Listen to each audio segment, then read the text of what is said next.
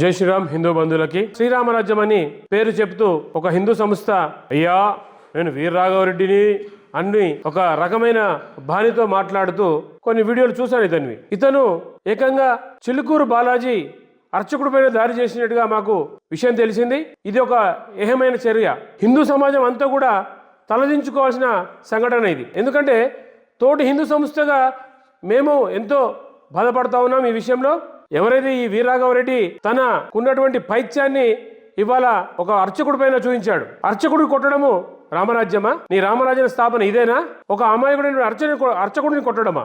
వారు ఏదైతే చిలుకూరు బాలాజీ అర్చకులు ఉన్నారో వారి తండ్రి గారు కూడా ఈ దేవాలయాలని ప్రభుత్వ కబంధాస్తాల నుంచి విడిపించడానికి ఎంతో ప్రయత్నం చేశారు. అలాంటి వారిపైన మీరు దాడి చేయడం అనేది చాలా సిగ్గుచేటు. వాళ్ళ సమాజంలో మనం ఎంతనో చూస్తూ ఉన్నాం. అన్ని మతస్థులు అమ్మాయిలను రేప్ చేస్తూ మానభంగాలు చేస్తూ మర్డర్లు చేస్తూ ఉన్నారు. ఎక్కడ పోయారండి అప్పుడు మీరు?